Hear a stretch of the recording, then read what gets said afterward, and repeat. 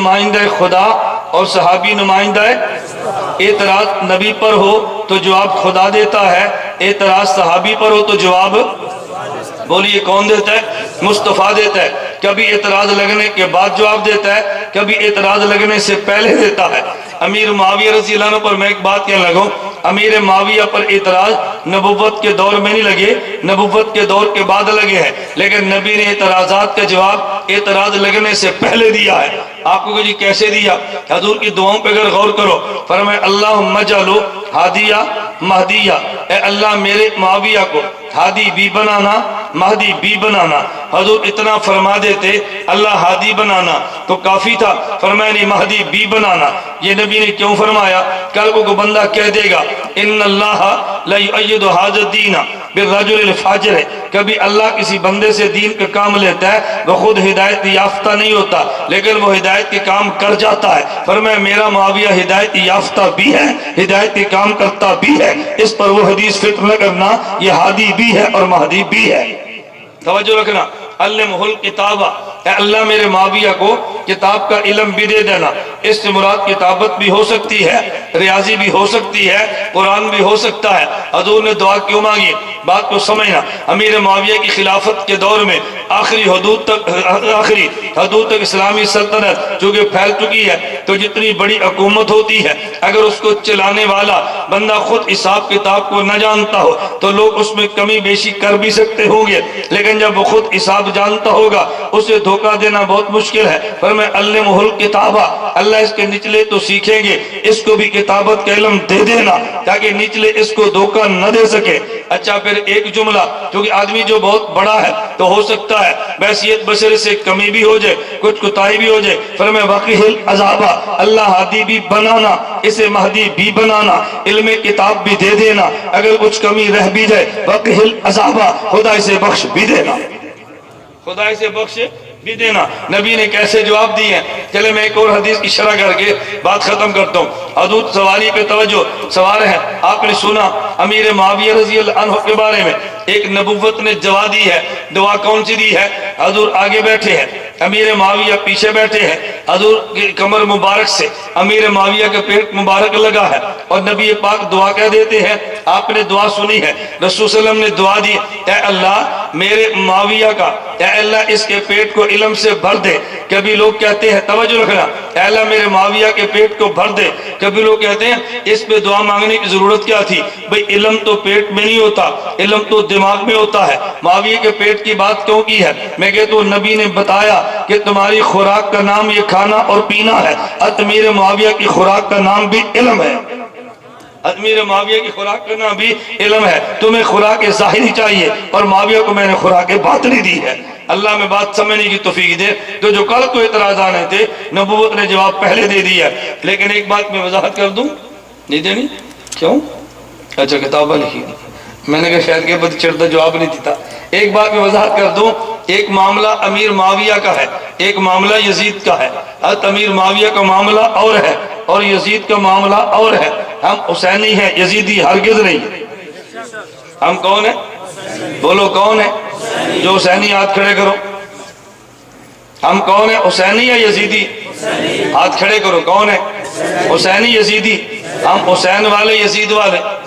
ہاں بس یاد رکھنا۔ کبھی لوگ کہتے ہیں، توجہ رکھنا، اور یہ اگر یزید برا تھا، اگر وہ فاسق تھا تو صحابہ نے بیعت کیوں کی تھی؟ میں نے کہا بیعت ہونا دلیل تقوی نہیں ہے۔ یہ بات توجہ سمجھنا، صحابہ کے اختلاف اجتہادی تھا۔ صحابہ کا ذوق یہ تھا ایک بندے میں فسق بھی ہو اور ایک بندے میں تدبر بھی ہو۔ توجہ رکھنا، کیا ہو؟ فسق بھی ہو اور ساتھ تدبر بھی ہو۔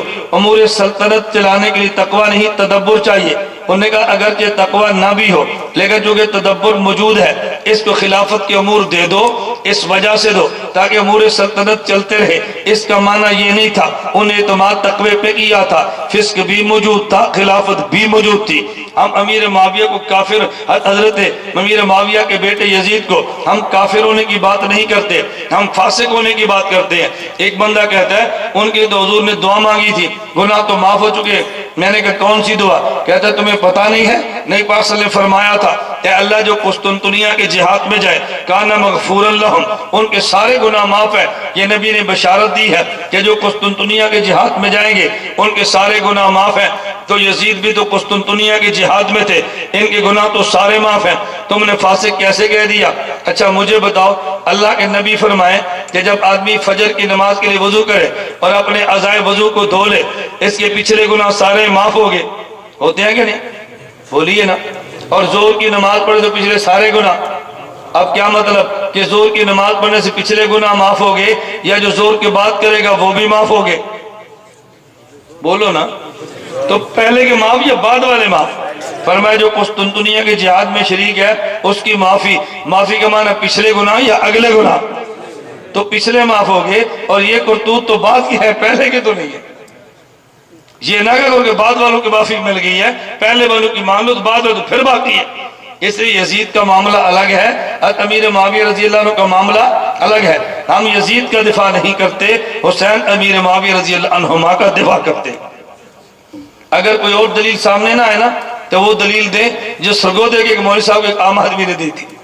سرگودے کے ایک مولوی صاحب نے یزید کا دفاع کیا، جمعہ پڑھایا، تقریر کی، بعد میں چٹیں چلتی، جواب دیتے۔ ایک انپڑھ بندے کو اعتراض تو نہیں آتا تھا، اس نے موٹی سی چٹ دی، اس نے کہا علامہ صاحب آپ دعا فرمائیں قیامت کے دن میرا حشر حضرت حسین کے ساتھ ہو، آپ کا حشر سید یزید کے ساتھ ہو۔ اب اس پہ آمین بھی نہیں کہہ رہا، چپ ہے۔ انہیں بھی یہ دعائیں ان کے لیے کیا کرو تو پھر دیکھنا آمین کہتے ہیں یا آمین نہیں کہتے۔ کبھی اس پر آمین نہیں کہیں گے۔ ہم حسین والے یزید والے؟ میں آخری بات کیا تو پھر بات لمبی ہوتی ہے۔ آج نعرے سٹیج سے لگتے ہیں، لوگ سمجھتے نہیں ہیں، جواب غلط دیتے ہیں۔ نعرہ لگتا ہے نعرہ رسالت، ایک جواب میں کہتے ہیں یا رسول اللہ، ایک جواب میں کہتا ہے محمد رسول اللہ۔ لوگ کہتے ہیں جی کون ٹھیک یا کون غلط؟ سٹیج سے نعرہ لگتا ہے خلافت راشدہ، ایک آتا ہے حق چار یار، ایک آتا ہے حق سارے یار۔ لوگ کہتے ہیں جی کون ٹھیک کون غلط ہے؟ میں نے کہا نعرہ میں سمجھا دیتا ہوں، جواب آپ دے دیں۔ جب نعرہ لگتا ہے نعرہ تکبیر توجہ، تو نعرہ تکبیر کا مطلب یہ ہے نعرہ لگانے والا پوچھتا ہے بتاؤ سب سے بڑا کون ہے؟ تو جواب میں کیا کہتے ہیں؟ اللہ سب سے بڑا ہے۔ پھر یہ نعرہ لگاتا ہے نعرہ رسالت، یہ آپ سے پوچھتا ہے تمہارا رسول کون ہے؟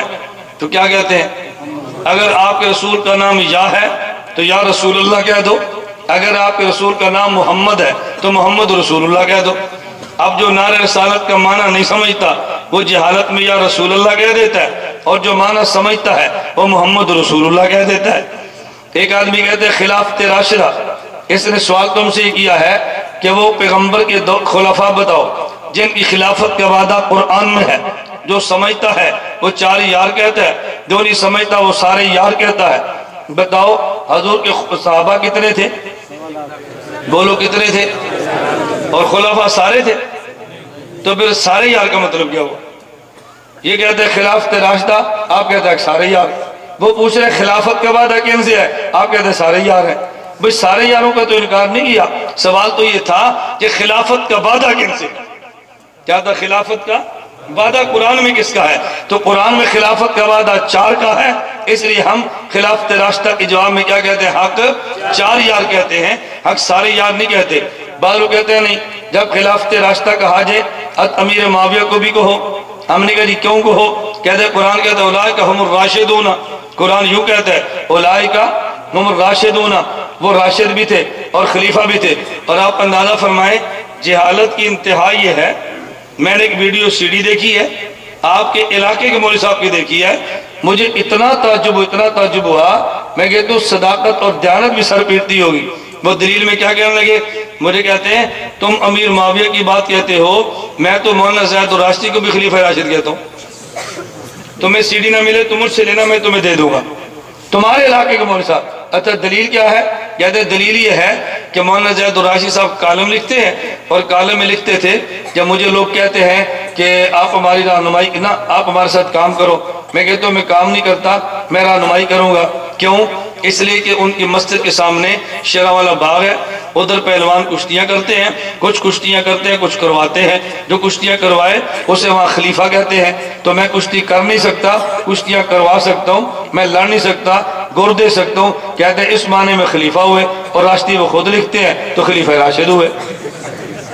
یہ آپ کے علاقے کی دلیل ہے، محقق کے دورہ کی دلیل ہے یہ خلیفہ راشد ہونے کے۔ بتاؤ جب علم کی انتہا یہ ہو تو پھر ماتم نہ کریں اس علم کے اوپر، اور آپ پھر بھی بات نہیں سمجھتے۔ نمائندہ خدا اور نمائندہ صحابی نمائندہ خدا ہے، نبی نمائندہ خدا اور صحابی نمائندہ مصطفیٰ ہے۔ ہم نمائندہ خدا کو بھی حجت مانتے ہیں، نمائندہ مصطفیٰ کو بھی حجت مانتے ہیں، انہیں بھی ایمان مانتے ہیں، انہیں بھی ایمان مانتے ہیں، انہیں بھی دلیل مانتے ہیں، انہیں بھی دلیل مانتے ہیں۔ انہیں نہ مانے تب بھی بے ایمان، انہیں نہ مانے تب بھی بے ایمان۔ اللہ ان دونوں کو ماننے کی توفیق عطا فرمائے۔ وآخر دعوانا ان الحمدللہ رب العالمین۔